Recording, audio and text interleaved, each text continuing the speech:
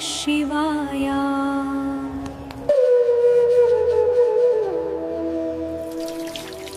हर हर महादेव। जय भोलेनाथ। भगवान शिव की कृपा आप सब पर सदैव बनी रहे। प्रिय भक्तों, क्या आपने कभी सोचा है, हर सुबह जब हम तुलसी को जल देते हैं तो उस जल के साथ कौन सी शक्ति धरती में उतरती है? क्यों कहा गया है कि तुलसी को जल देते समय बोले गए सिर्फ 3 शब्द हमारे घर में लक्ष्मी का वास करा देते हैं और जीवन के हर दुख, हर दरिद्रता को मिटा देते हैं? वह 3 शब्द कौन से हैं? किसने बताए और क्यों इस रहस्य को सैकड़ों वर्षों तक गुप्त रखा गया? आज की इस पवित्र कथा में हम सुनेंगे वही दिव्य रहस्य जो स्वयं भगवान शिव ने देवी पार्वती को बताया था।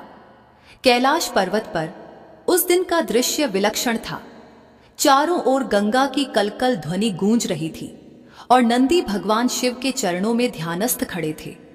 देवी पार्वती, जिनके मुख पर सदैव एक गंभीर शांति रहती थी, उस दिन कुछ विचलित सी लग रही थी। उनके मन में एक प्रश्न बार बार उठ रहा था, पर वे उसे शब्द नहीं दे पा रही थी। शिवजी ने अपने नेत्र खोलकर उनकी ओर देखा और मुस्कुराकर बोले, देवी, क्या बात है? आज तुम्हारा मन किसी रहस्य को जानने को उत्सुक लगता है। पार्वती बोली, प्रभु, मैं प्रतिदिन देखती हूं कि आप और मैं मिलकर नित्य तुलसी के पौधे को प्रणाम करते हैं। आप स्वयं उसे जल अर्पित करते हैं, परंतु मैंने ध्यान दिया कि हर बार जब आप जल चढ़ाते हैं तो आपके मुख से कोई मधुर शब्द निकलते हैं, जैसे कोई छोटा सा मंत्र। मुझे यह समझ नहीं आता कि वह कौन सा मंत्र है जिसे आप इतनी श्रद्धा से बोलते हैं। शिवजी मंद मुस्कुराए, बोले, देवी, यह जो तुमने देखा वह साधारण नहीं, वह 3 शब्दों का एक दिव्य मंत्र है जिसे ब्रह्मा से भी जानना कठिन है, परंतु इसे जानने का अधिकारी वही होता है जिसके भीतर शुद्ध जिज्ञासा हो, और आज तुम्हारे मन में वही जिज्ञासा है। पार्वती के नेत्रों में चमक आई। प्रभु, कृपया मुझे बताइए कि वह मंत्र क्या है। आखिर तुलसी को जल देते समय कौन सा मंत्र बोलना चाहिए जिससे भगवान विष्णु और देवी लक्ष्मी प्रसन्न हो? क्या वह केवल एक साधारण उच्चारण है या उसमें कोई रहस्य छिपा है? शिवजी गंभीर हुए। उन्होंने कहा, देवी, इस प्रश्न का उत्तर बहुत बड़ा है। जो इसे जान लेता है वह दरिद्रता, दुख और दोषों से मुक्त हो जाता है, परंतु इस मंत्र का महात्म्य केवल सुनने से नहीं समझा जा सकता। इसके पीछे एक अद्भुत कथा है जो स्वयं श्री कृष्ण ने देवी सत्यभामा से कही थी। किंतु देवी, इस दिव्य मंत्र का रहस्य जानने से पहले मैं तुम्हें तुलसी की उत्पत्ति का रहस्य बताऊंगा। तुलसी की उत्पत्ति का रहस्य सुनने से ही मनुष्य को अश्वमेध यज्ञ का फल प्राप्त होता है। अब ध्यान पूर्वक सुनो। यह कथा उस समय की है जब असुरों और देवताओं के बीच निरंतर युद्ध चल रहा था। भगवान शिव बोले, बहुत काल पहले दैत्यराज जलंधर नाम का एक असुर हुआ। वह समुद्र से उत्पन्न हुआ था और उसमें अपार शक्ति थी। उसके तेज से त्रिलोक कांपता था, परंतु उससे भी अधिक पवित्र थी उसकी पत्नी वृंदा। वृंदा एक अद्वितीय पतिव्रता नारी थी। उसकी तपस्या, उसका संयम और अपने पति के प्रति उसका अटूट विश्वास इतना प्रबल था कि उसके कारण स्वयं देवताओं को भी युद्ध में विजय नहीं मिलती थी। जब देवताओं और जलंधर के बीच युद्ध हुआ तब देवता अनेक बार पराजित हुए। तब वे भगवान विष्णु के पास गए और बोले, प्रभु, जलंधर तो आपकी ही शक्ति से जन्मा है, परंतु उसकी पत्नी वृंदा के पतिव्रत के कारण हम कुछ नहीं कर पा रहे। उसकी नारी शक्ति उसे अजेय बना रही है। भगवान विष्णु गंभीर हुए। उन्होंने कहा, वृंदा का पतिव्रत वास्तव में अद्भुत है। ऐसी नारी का व्रत भंग करना किसी के लिए भी पाप समान है, परंतु जब अधर्म बढ़ जाता है तब कभी कभी धर्म को भी कठोर निर्णय लेना पड़ता है। विष्णु ने ध्यान लगाया और रूप बदलकर जलंधर का रूप धारण किया। वे वृंदा के आश्रम में पहुंचे। वृंदा ने उन्हें अपने पति के रूप में देखा और प्रणाम किया। उनका पतिव्रत खंडित हो गया क्योंकि उसने अनजाने में किसी और को परी समझकर उसका स्वागत किया। उसी क्षण जलंधर युद्ध भूमि में मारा गया। जब वृंदा को यह सत्य ज्ञात हुआ तो वह क्रोध और वेदना से कांप उठी। उसने भगवान विष्णु को श्राप दिया, हे नारायण, जैसे आपने मेरे पतिव्रत को भंग किया, वैसे ही आप भी कभी पत्नी वियोग का दुख सहेंगे। उसके शब्द सुनते ही पृथ्वी थर्रा उठी। विष्णु ने नम्रता से कहा, हे वृंदा, तुमने धर्म के मार्ग पर चलकर यह जीवन जिया है, तुम्हारा क्रोध भी पवित्र है। मैं तुम्हारे श्राप को स्वीकार करता हूं, क्योंकि यह मेरे भविष्य के अवतारों में धर्म स्थापन का कारण बनेगा। परंतु तुम्हारी पवित्रता सदा इस धरती पर जीवित रहेगी। तुम्हारा शरीर भले ही न रहे, पर तुम्हारा नाम तुलसी बनकर सृष्टि में अमर रहेगा। वृंदा ने अपने प्राण त्याग दिए और उस स्थान पर जहां उसका शरीर गिरा था, वहां एक दिव्य पौधा उगाया, जिसकी सुगंध स्वर्ग तक पहुंच गई। वह पौधा था तुलसी। भगवान विष्णु ने स्वयं उस पौधे को प्रणाम किया और कहा, हे देवी तुलसी, अब से तुम्हारा वास हर उस स्थान पर होगा जहां भक्ति, प्रेम और धर्म रहेगा। तुम्हारे बिना मेरी पूजा अधूरी होगी। शिव बोले, देवी, जब यह हुआ तब स्वर्ग में स्वयं देवी लक्ष्मी प्रकट हुई। उन्होंने तुलसी के पौधे के समीप जाकर कहा, बहन, आज से हम दोनों मिलकर विष्णु की आराधना का मार्ग बनेंगे। जहां मैं रहूंगी, वहां तुम भी रहोगी। जो तुलसी को जल देगा, उसे लक्ष्मी की कृपा भी मिलेगी।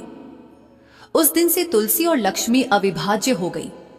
पार्वती ने विस्मय से पूछा, प्रभो, क्या इसलिए तुलसी को जल चढ़ाने से धन की प्राप्ति होती है? शिव बोले, हां देवी, क्योंकि तुलसी धन की अधिष्ठात्री लक्ष्मी का ही रूप है। परंतु यह लक्ष्मी का वह रूप है जो पवित्रता, सादगी और भक्ति से प्रकट होता है। इसीलिए तुलसी का पूजन केवल वैभव के लिए नहीं, आत्मशुद्धि के लिए भी आवश्यक है। पार्वती ने आगे पूछा, पर प्रभो, यह तो भगवान विष्णु से जुड़ी कथा है, फिर आप स्वयं प्रतिदिन तुलसी को जल क्यों देते हैं? शिव मुस्कुराए, देवी, यह प्रश्न भी उतना ही गूढ़ है। तुलसी भले ही विष्णु की प्रिय है, पर वह मुझे भी उतनी ही प्रिय है, क्योंकि तुलसी वह माध्यम है जो मनुष्य के हृदय को शुद्ध करती है, और शुद्ध हृदय ही शिव को प्राप्त करता है। जब कोई तुलसी को जल देता है तो वह केवल जल नहीं चढ़ाता, वह अपने मन के मल को धोता है। इसलिए मैं भी नित्य तुलसी को जल देकर मानवता को यही संदेश देता हूं कि पवित्रता ही परम भक्ति है। पार्वती ने कहा, प्रभु, तो क्या यह सत्य है कि तुलसी के पत्ते शिवलिंग पर नहीं चढ़ाए जाते? शिव बोले, हां देवी, क्योंकि तुलसी वृंदा का रूप है और वृंदा का पतिव्रत भगवान विष्णु से जुड़ा है, अतः उसका अर्पण केवल विष्णु को ही उचित है। परंतु इसका अर्थ यह नहीं कि तुलसी शिव को अप्रिय है। तुलसी का पूजन और उसके समक्ष दीप जलाना मेरे लिए भी अत्यंत प्रिय है, क्योंकि वह पवित्रता का प्रतीक है। पार्वती ने हाथ जोड़कर कहा, प्रभो, तुलसी की उत्पत्ति का रहस्य तो आपने सुना दिया, अब कृपा करके 3 शब्दों वाले उस मंत्र का रहस्य भी बताइए। तुलसी को जल देते समय क्या मंत्र बोलना चाहिए? कृपा करके वह कथा मुझे सुनाइए। शिवजी ने शांत दृष्टि से देवी की ओर देखा, मुस्कुराए और बोले, देवी, तुम्हारा यह प्रश्न साधारण नहीं है। इस प्रश्न का उत्तर देने से पहले तुम्हें एक कथा सुननी होगी, क्योंकि बिना उस कथा को सुने इस मंत्र का अर्थ अधूरा रहेगा। यह कथा भगवान श्री कृष्ण और देवी सत्यभामा से जुड़ी है। उन्होंने भी वही प्रश्न पूछा था जो आज तुम मुझसे पूछ रही हो। तुलसी को जल देते समय क्या बोलना चाहिए? अब ध्यान से सुनो।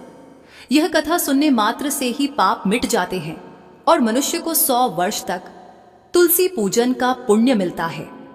द्वारका नगरी उस दिन बड़ी शोभायमान थी। समुद्र की लहरें मोतियों सी चमक रही थीं, महलों की दीवारें स्वर्ण सी दमक रही थीं। देवी सत्यभामा अपने महल की बालकनी से नीचे देख रही थीं, जहां देवी रुक्मिणी तुलसी को जल चढ़ा रही थीं। हाथ में रजत कलश, होंठों पर मुस्कान और मुख से कोई मधुर मंत्र प्रवाहित हो रहा था।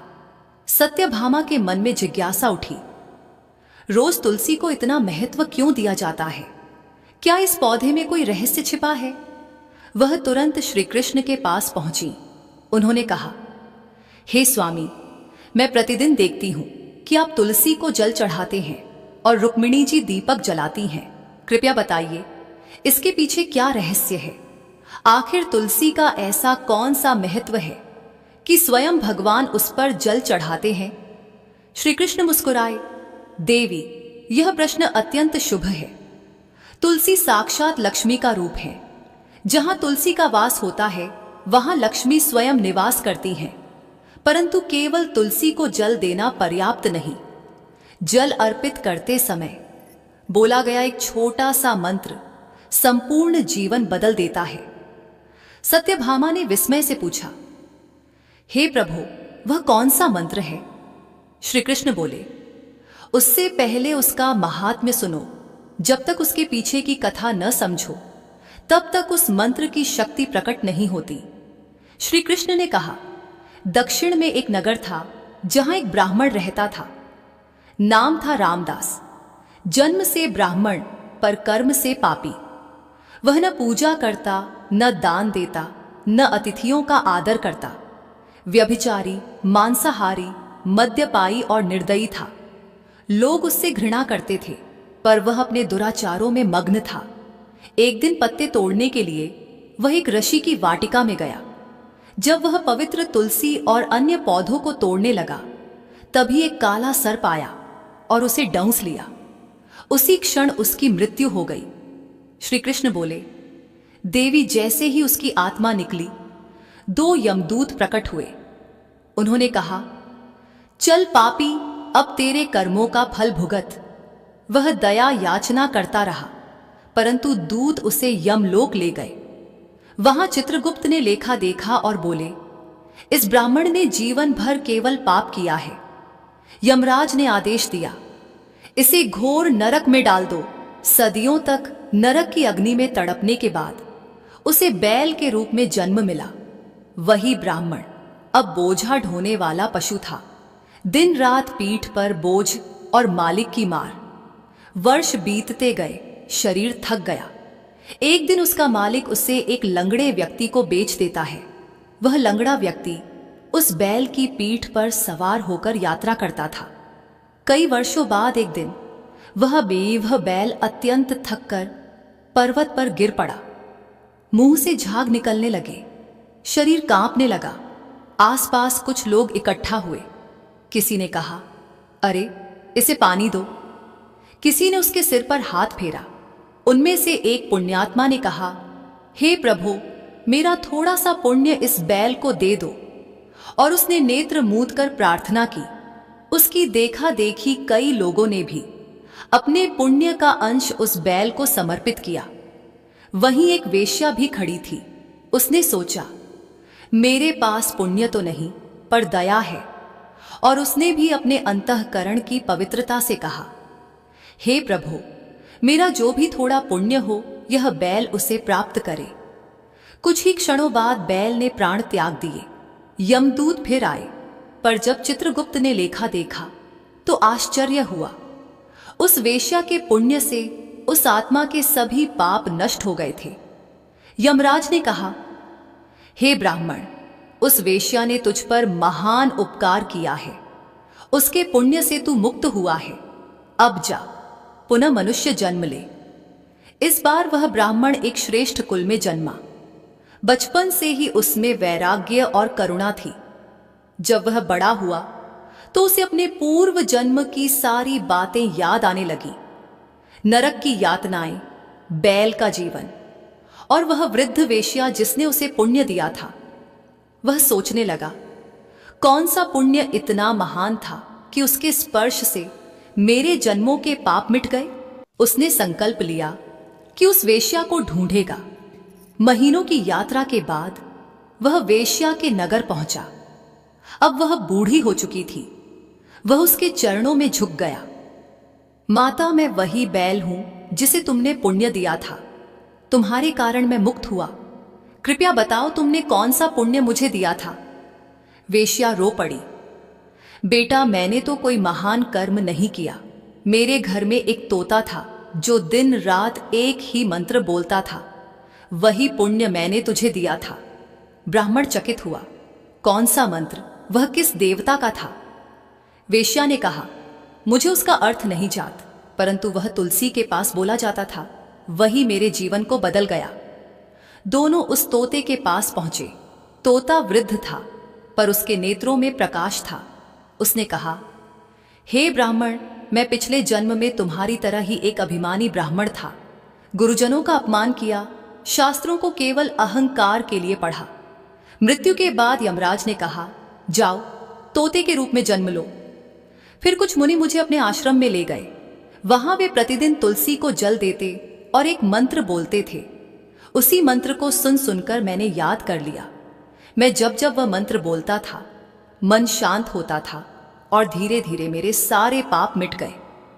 वेश्या बोली, मैंने भी उस मंत्र को सुन सुनकर झपना शुरू कर दिया। उसी के प्रभाव से मैंने अपना पापी जीवन छोड़ दिया। ब्राह्मण ने विस्मय से पूछा, वह मंत्र क्या है? तोता मुस्कुराया, उसका रहस्य तभी खुलता है जब मन पूर्ण श्रद्धा से भरा हो। कैलाश पर कथा सुनाते हुए शिवजी ने पार्वती की ओर देखा। हे गिरिजा, यही वही कथा है जो भगवान श्री कृष्ण ने देवी सत्यभामा को सुनाई थी। उन्होंने तब कहा था कि उस तोते द्वारा बोले गए 3 शब्दों का मंत्र ही तुलसी को जल देते समय बोला जाना चाहिए। परंतु शिवजी रुक गए। शिव बोले, देवी, उस मंत्र का रहस्य सुनने से पहले मन को शुद्ध करना आवश्यक है। जो बिना श्रद्धा सुने उसके लिए यह केवल शब्द है, और जो श्रद्धा से सुने उसके लिए यह मुक्ति का द्वार है। देवी पार्वती के नेत्रों में जिज्ञासा और भक्ति का प्रकाश भर गया।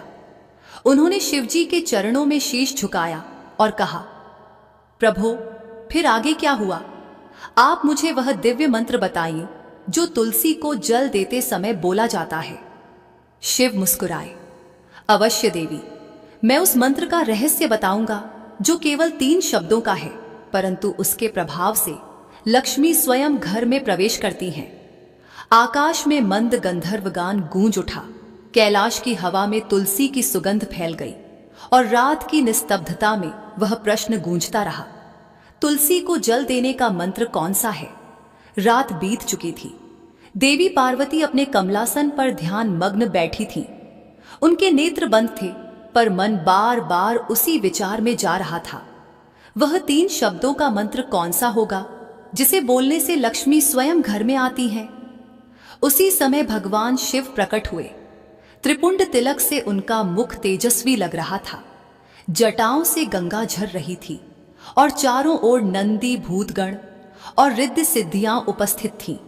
पार्वती ने नेत्र खोले और नम्रता से कहा, प्रभो, पूरी रात मेरा मन एक ही विचार में डूबा रहा। आपने कल कहा था कि वह मंत्र 3 शब्दों का है, परंतु उसका रहस्य केवल वही जान सकता है जो श्रद्धा से सुनने योग्य हो। आज मैं तैयार हूं प्रभु, कृपया वह रहस्य बताइए।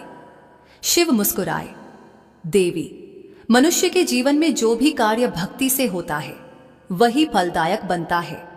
तुलसी को जल देना भी ऐसा ही एक कार्य है।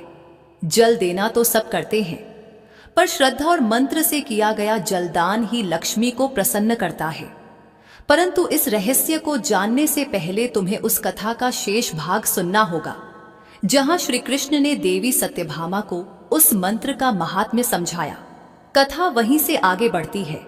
द्वारका में देवी सत्यभामा ध्यान पूर्वक श्री कृष्ण की बातें सुन रही थीं। उन्होंने कहा, प्रभु, आपने मुझे बताया कि एक पापी ब्राह्मण, एक वेश्या और एक तोता, तीनों तुलसी के इस मंत्र के प्रभाव से मुक्त हो गए।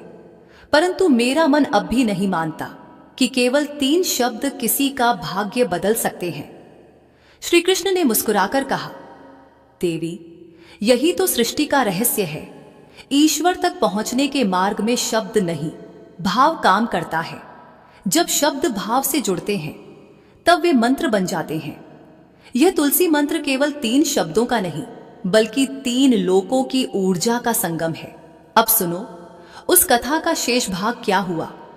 तोते ने कहा था, मैंने उस मंत्र को केवल सुनकर नहीं सीखा, मैंने उसे जीना शुरू कर दिया। जब मुनि तुलसी को जल चढ़ाते थे, मैं देखता कि उनके चेहरे पर अद्भुत शांति होती है। उनके जल चढ़ाने से जैसे वातावरण में प्रकाश फैल जाता था। उस मंत्र के उच्चारण से न केवल तुलसी के पत्ते चमकते, बल्कि वहां उपस्थित हर जीव में शांति का संचार होता। उसी प्रभाव से मेरा तोते का जन्म लंबा हुआ और मेरी आत्मा के पाप मिटते गए।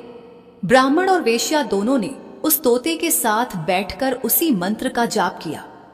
उनकी आंखों से आंसू बहते रहे। तुलसी के पौधे के चारों ओर दिव्य प्रकाश फैल गया। तभी आकाश से एक दिव्य विमान उतरा और तीनों, ब्राह्मण, वेश्या और तोता, उस विमान में बैठकर विष्णु लोक को चले गए। श्री कृष्ण बोले, देवी सत्यभामा, क्या तुमने देखा केवल तुलसी के इस 3 शब्दों वाले मंत्र से कैसे तीनों को मोक्ष मिला? अब सोचो, यदि हर मनुष्य श्रद्धा से तुलसी को जल देते समय वही मंत्र बोले तो उसका जीवन कितना पवित्र होगा। सत्यभामा बोली, प्रभो, मेरा हृदय यह सुनकर रोमांचित हो उठा है, परंतु मेरी जिज्ञासा अब और बढ़ गई है। कृपया बताइए, वह मंत्र क्या है? श्री कृष्ण मुस्कुराए, देवी, तुमने जो पूछा है वह केवल शब्द नहीं, वरदान है।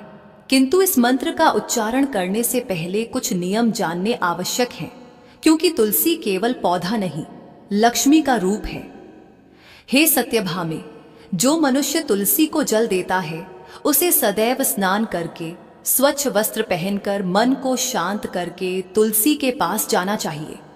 स्त्रियों को अपने बाल बांधकर, सिंदूर लगाकर और पूर्व दिशा की ओर मुख करके तुलसी को जल देना चाहिए। पुरुषों को दाहिने हाथ से जल अर्पित करना चाहिए।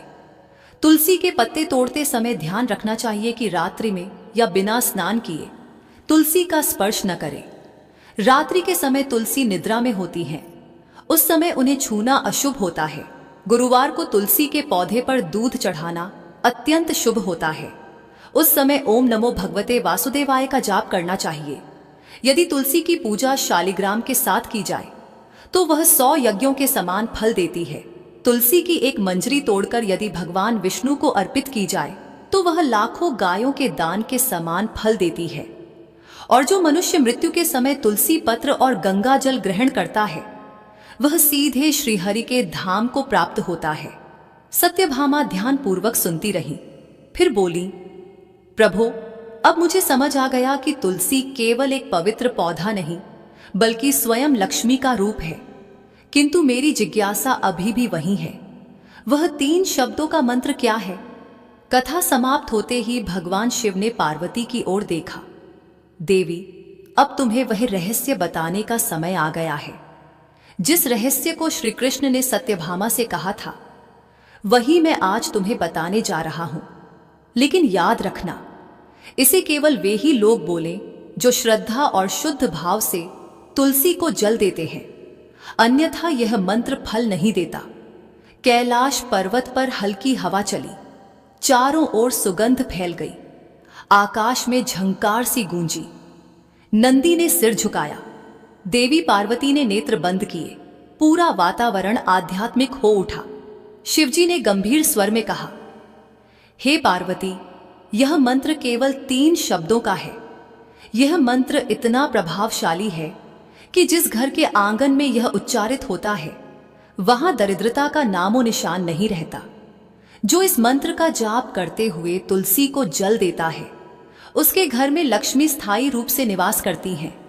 यह मंत्र इतना शक्तिशाली है कि केवल एक बार इसका उच्चारण ही 100 वर्षों तक के तुलसी पूजन के बराबर है। पार्वती की आंखें खुली। प्रभो, वह 3 शब्द कौन से हैं?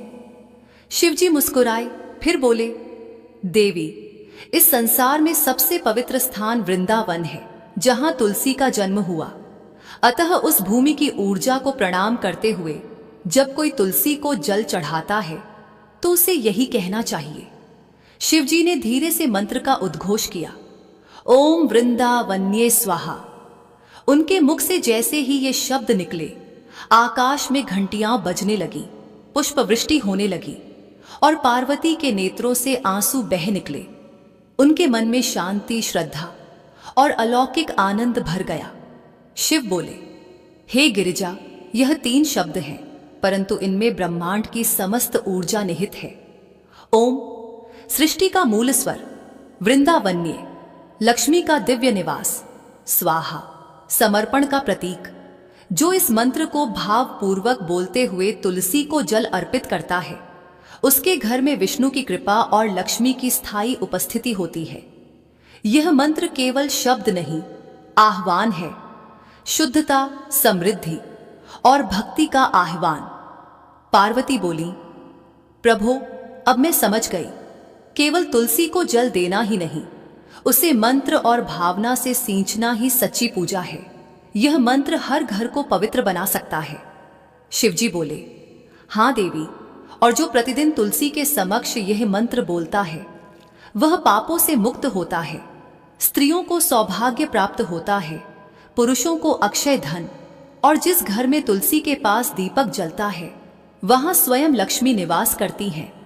आकाश में दिव्य प्रकाश फैल गया, मंद हवा में तुलसी की सुगंध घुल गई। देवी पार्वती ने भगवान शिव के चरणों में सिर झुकाया और बोली, प्रभो अब मैं प्रतिदिन इस मंत्र के साथ तुलसी को जल दूंगी, ताकि मेरे हृदय में भी वही शांति और प्रकाश उतर आए। शिव मुस्कुराए, देवी, जो मनुष्य इस मंत्र का श्रद्धा से जप करता है वह जन्म जन्मांतर के पापों से मुक्त होकर हरिधाम को प्राप्त होता है। फिर शिव पार्वती ध्यान मग्न हो गए और कैलाश पर्वत पर केवल एक स्वर गूंजता रहा, ओम वृंदावन्ये स्वाहा, ओम वृंदावन्ये स्वाहा। शिव बोले, जो मनुष्य श्रद्धा से तुलसी के पौधे को जल देता है उसके पाप नष्ट हो जाते हैं। जो तुलसी के निकट दीपक जलाता है उसके घर में कभी अंधकार नहीं रहता, और जो तुलसी के पास बैठकर हरि नाम का स्मरण करता है उसका जीवन साक्षात तीर्थ बन जाता है। हे गिरिजा, जब कोई तुलसी को जल देते समय ओम वृंदावन्ये स्वाहा का उच्चारण करता है तो वह केवल मंत्र नहीं बोलता, वह वृंदा की तपस्या को प्रणाम करता है, लक्ष्मी को आमंत्रित करता है और अपने भीतर की अपवित्रता को बाहर निकालता है। यह वही 3 शब्द हैं जिन्होंने असुर के अहंकार को हराया, नारी की भक्ति को अमर किया और भगवान विष्णु को पतिव्रता के श्राप का भागी बनाया, ताकि वे भी मानवता का अनुभव कर सकें। पार्वती की आंखों से आंसू बह निकले। उन्होंने धीरे से कहा, प्रभु, तुलसी केवल एक पौधा नहीं बल्कि एक संपूर्ण दर्शन है, पवित्रता, समर्पण और धर्म का। अब मैं समझ गई कि क्यों आपके और विष्णु के पूजन में यह पौधा समान रूप से पूजनीय है। शिव मुस्कुराए, देवी, यह जानना ही आधा तप है, और जो इस कथा को श्रद्धा से सुनता या सुनाता है वह अपने भीतर तुलसी जैसी निर्मलता का अनुभव करता है। इसलिए कैलाश की हर सुबह मैं तुलसी के पास जल अर्पित करता हूं, क्योंकि वह केवल हरि की नहीं, धर्म की भी रक्षक है। कैलाश पर्वत पर मंद गंधर्व गान गूंजने लगा। हिम के कण जैसे दीपक की लौ में चमक रहे थे। पार्वती ने तुलसी के पौधे की ओर देखा। उसके पत्ते मंद हवा में झूम रहे थे, जैसे आकाश तक प्रार्थना भेज रहे हों। देवी पार्वती ने धीरे से कहा, प्रभु, अब मैं भी प्रतिदिन तुलसी को जल दूंगी, उस मंत्र का उच्चारण करूंगी और वृंदा देवी को प्रणाम करूंगी, क्योंकि अब मैं जान चुकी हूं कि तुलसी को जल देना केवल एक कर्म नहीं, एक साधना है। शिवजी ने आशीर्वाद दिया, जो मनुष्य श्रद्धा से यह कथा सुनता है उसका जीवन तुलसी के पत्तों की तरह हरित और सुगंधित हो जाता है। उसका घर लक्ष्मी का स्थायी निवास बन जाता है। देवी पार्वती शिवजी के समीप बैठी थीं। उनके सामने तुलसी का पौधा रखा था, जिसके चारों ओर दीपक झिलमिला रहे थे। पिछली रात से वे तुलसी की कथा के भाव में डूबी थीं। उन्होंने कहा, प्रभु, आपने मुझे तुलसी की उत्पत्ति और उसके दिव्य स्वरूप का रहस्य बताया। अब मेरे मन में एक और जिज्ञासा उठ रही है कि क्या तुलसी को जल देने, छूने और पूजने के भी कोई विशेष नियम होते हैं? क्या हर समय, हर परिस्थिति में तुलसी की पूजा की जा सकती है? भगवान शिव मुस्कुराए, देवी, यह प्रश्न बहुत श्रेष्ठ है, क्योंकि भक्ति तभी पूर्ण होती है जब वह मर्यादा में रहती है। तुलसी के पूजन के भी कुछ रहस्य हैं जिन्हें यदि कोई न जाने तो उसका पुण्य अधूरा रह जाता है। अब ध्यान से सुनो, तुलसी पूजन के 5 मुख्य नियम। शिव बोले, पहला नियम, तुलसी की पूजा स्नान के बाद ही करनी चाहिए। जो व्यक्ति बिना स्नान किए तुलसी को जल चढ़ाता है, उसका पुण्य फल अधूरा रहता है। स्नान से शरीर की शुद्धि होती है और तुलसी पूजा से आत्मा की। दूसरा नियम, तुलसी को जल चढ़ाते समय पूर्व या उत्तर दिशा की ओर मुख रखना चाहिए, क्योंकि सूर्य और विष्णु दोनों ही दिशाओं से तुलसी ऊर्जा ग्रहण करती हैं। तीसरा नियम, जल अर्पित करते समय तुलसी के नीचे मिट्टी गीली करनी चाहिए। सूखी मिट्टी में जल देने से तुलसी के मूल भाग को हानि होती है। यह पौधा केवल श्रद्धा से नहीं, सावधानी से भी पवित्र रहता है। चौथा नियम, नाखून या दांतों से तुलसी के पत्ते तोड़ना महापाप माना गया है। ऐसा करने से व्यक्ति के जीवन में अशांति आती है। तुलसी की पत्तियां हमेशा अंगुष्ठ और तर्जनी से धीरे से तोड़नी चाहिए। पांचवा नियम, तुलसी की पूजा में हमेशा दीपक जलाना चाहिए, विशेषकर संध्या के समय। जब सूर्य अस्त होता है तब तुलसी के पास दीपक जलाने से समस्त दोष मिट जाते हैं और उस घर में लक्ष्मी का वास स्थायी हो जाता है। देवी पार्वती ने विनम्रता से पूछा, प्रभु, क्या कोई ऐसे दिन भी हैं जब तुलसी को जल नहीं देना चाहिए? शिव बोले, हाँ देवी, जैसे हर क्रिया का एक उचित समय होता है, वैसे ही तुलसी पूजन का भी होता है। संध्या काल में तुलसी को जल नहीं देना चाहिए, क्योंकि वह समय विश्राम का होता है। तुलसी उस समय निद्रा अवस्था में होती है। रविवार, एकादशी, संकष्टी चतुर्थी, अमावस्या, पूर्णिमा और सूर्य संक्रांति के दिन तुलसी को जल अर्पित करना वर्जित है। इन तिथियों में तुलसी को जल देने के स्थान पर उसके पास दीपक जलाना चाहिए और हरि नाम का जप करना चाहिए। इन दिनों जल चढ़ाने से तुलसी की जड़ को हानि पहुंचती है और उस घर का पुण्य घटता है। पार्वती बोली, प्रभो, तो क्या इन दिनों तुलसी को बिल्कुल न छूना चाहिए? शिव बोले, नहीं देवी, इन तिथियों में तुलसी को प्रणाम करें, पुष्प अर्पित करें, परंतु जल न दें। यह नियम स्वयं भगवान विष्णु ने सत्यभामा से कहा था।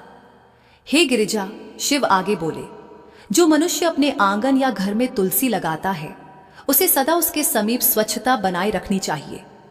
तुलसी के पास झूठे बर्तन, जूते या अपवित्र वस्त्र कभी नहीं रखने चाहिए। तुलसी के पौधे को कभी किसी अन्य पौधे के नीचे न रखें, क्योंकि तुलसी देवी हैं, उन्हें सदैव ऊंचा स्थान चाहिए। तुलसी के आसपास दीपक या अगरबत्ती जलाने से घर में पवित्र वायु प्रवाहित होती है।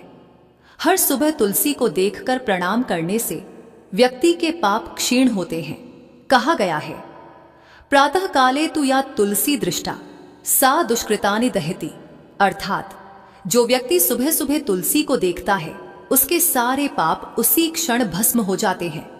पार्वती ने पूछा, प्रभो, आपने कहा था कि तुलसी पूजन से मनुष्य के कर्म भी बदल सकते हैं, क्या यह सच है? शिव ने कहा, हाँ देवी, तुलसी केवल शरीर नहीं, एक चेतना है। जब मनुष्य तुलसी को जल देता है तो वह अपनी ही भीतर की ऊर्जा को पवित्र करता है। उसके पिछले जन्मों के संचित कर्म धीरे धीरे हल्के होने लगते हैं। जो व्यक्ति प्रतिदिन तुलसी के पास बैठकर ओम वृंदावन्ये स्वाहा का जप करता है, उसके चारों प्रकार के पाप, क्रियाजन्य, मानसिक, वाचिक और शारीरिक, सब नष्ट हो जाते हैं। तुलसी में अग्नि, गंगा, गायत्री और लक्ष्मी चारों की संयुक्त ऊर्जा होती है। इसीलिए जब कोई तुलसी के पत्ते भगवान विष्णु को अर्पित करता है तो उसके जीवन में 100 यज्ञों का फल स्वतः प्राप्त होता है। शिव बोले, देवी, तुलसी गृहस्थ के जीवन का संतुलन है। जो दंपत्ति नित्य तुलसी को प्रणाम करते हैं, उनके घर में कभी कलह नहीं होता।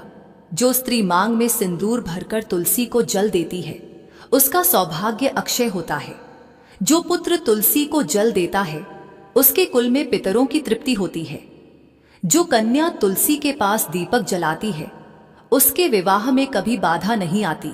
और जो वृद्ध व्यक्ति तुलसी के पास बैठकर राम राम या हरि हरि कहता है, उसके जीवन का अंत स्वतः मोक्ष में परिवर्तित हो जाता है। हे गिरिजा, शिव आगे बोले, जब किसी मनुष्य की मृत्यु समीप होती है और वह अपने मुख में तुलसी पत्र तथा गंगाजल ग्रहण करता है तो वह सीधे वैकुंठ को जाता है। तुलसी के बिना मृत्यु का संस्कार अधूरा माना गया है, इसलिए वैदिक परंपरा में तुलसी पत्र को मोक्षदायिनी कहा गया है। जो व्यक्ति मृत्यु के समय तुलसी पत्र को अपने हृदय पर रखवाता है उसके लिए यमदूत भी मार्ग बदल देते हैं। तुलसी केवल जीवन नहीं, मृत्यु का भी मार्ग प्रकाशित करती है। यही कारण है कि तुलसी के पत्ते को हरिप्रिय कहा गया है, क्योंकि भगवान विष्णु स्वयं उसकी उपासना से तृप्त होते हैं। देवी पार्वती ने तुलसी की ओर देखा। अब उन्हें वह केवल पौधा नहीं, एक जीवंत देवी की भांति दिख रही थी। उनके पत्ते हवा में झूम रहे थे, जैसे भक्ति का संगीत बहा रहे हों। उन्होंने शिवजी के चरणों में सिर झुकाया और कहा, प्रभु, आज मैं समझ गई कि तुलसी पूजा केवल भक्ति नहीं, जीवन का अनुशासन है। यह पौधा हमें सिखाता है कि पवित्रता केवल मंदिर में नहीं, हृदय में रखनी चाहिए। जो अपने मन को तुलसी जैसा बना ले, उसके जीवन में कभी अंधकार नहीं रह सकता। देवी पार्वती ध्यानमग्न बैठी थीं और उनके सामने तुलसी का पौधा सादगी से झूम रहा था। भगवान शिव शांत मुद्रा में बैठे थे, पर उनके नेत्रों में अपूर्व करुणा झलक रही थी। देवी पार्वती ने विनम्र स्वर में कहा, प्रभु, आपने तुलसी की पूजा के नियम बताए, उसकी उत्पत्ति का रहस्य बताया। अब कृपा करके यह बताइए कि तुलसी पूजन से मनुष्य को क्या गुप्त फल प्राप्त होते हैं? कैसे एक साधारण मनुष्य केवल तुलसी की सेवा से अपने कर्मों को बदल सकता है? शिवजी ने नेत्र बंद किए, उनकी जटाओं से मंद गंगा की धारा टपकी और उन्होंने कहा, देवी, यह प्रश्न तुम्हारे हृदय की पवित्रता का प्रतीक है। तुलसी केवल धन या सौभाग्य देने वाली नहीं, वह आत्मा को जागृत करने वाली है। अब मैं तुम्हें वह रहस्य सुनाता हूं जिसे सुनकर मनुष्य के भीतर का अंधकार मिट जाता है। शिव बोले, हे गिरिजा, जब कोई मनुष्य तुलसी को जल देता है तो वह केवल जल नहीं चढ़ाता, वह अपने अहंकार, अपनी वासना, अपनी क्रोधाग्नि को अर्पित करता है। तुलसी उन सब दोषों को अपने भीतर समेट लेती है और उन्हें हरि चरणों तक पहुंचा देती है। इसी से मनुष्य का हृदय धीरे धीरे निर्मल होता है। जो व्यक्ति तुलसी के पौधे के पास बैठकर नित्य ओम वृंदावन्य स्वाहा का जप करता है, उसके भीतर अदृश्य परिवर्तन होने लगता है। पहले मन शांत होता है, फिर क्रोध समाप्त होता है और अंततः उसका मोह छूट जाता है। तुलसी मनुष्य के जीवन में चेतना की मां की तरह कार्य करती है। वह शरीर को नहीं, आत्मा को सींचती है। देवी पार्वती ध्यानपूर्वक सुनती रही। शिव आगे बोले, हे देवी, तुलसी के पूजन से मनुष्य को 3 प्रकार के फल प्राप्त होते हैं। पहला, भौतिक फल, जो घर में शांति, धन और संतति के रूप में मिलता है। दूसरा, आध्यात्मिक फल, जो मन की निर्मलता और भक्ति के रूप में प्रकट होता है। तीसरा, परम फल, जो मोक्ष के रूप में प्राप्त होता है। जो तुलसी के समक्ष प्रतिदिन दीपक जलाता है और उस प्रकाश को निहारता है, उसके जीवन के सभी अंधकार मिट जाते हैं। यह दीपक केवल तेल से नहीं जलता, यह आशा से जलता है और उसकी लौ भगवान के चरणों तक पहुंचती है। पार्वती ने कहा, प्रभु, आप अक्सर कहते हैं कि मनुष्य अपने कर्मों से बांधा है, फिर तुलसी पूजन से कर्म कैसे बदल सकते हैं? शिव बोले, हे गिरिजा, मनुष्य के कर्म 3 प्रकार के होते हैं, संचित, प्रारब्ध और क्रियमाण। तुलसी का पूजन इन तीनों पर समान प्रभाव डालता है। जब कोई व्यक्ति श्रद्धा से तुलसी को जल देता है तो उसका क्रियमाण कर्म शुद्ध होने लगता है। वह अब पाप की ओर नहीं, पुण्य की ओर प्रवृत्त होता है। तुलसी के समक्ष ध्यान करने से संचित कर्म धीरे धीरे जलने लगते हैं, जैसे अग्नि में काष्ठ। और जब मनुष्य मृत्यु के समय तुलसी पत्र को अपने मुख में रखता है, तब उसका प्रारब्ध कर्म भी निष्प्रभावी हो जाता है। यही कारण है कि तुलसी को मोक्षदायिनी कहा गया है। देवी पार्वती बोली, प्रभु, यह तो अत्यंत अद्भुत है।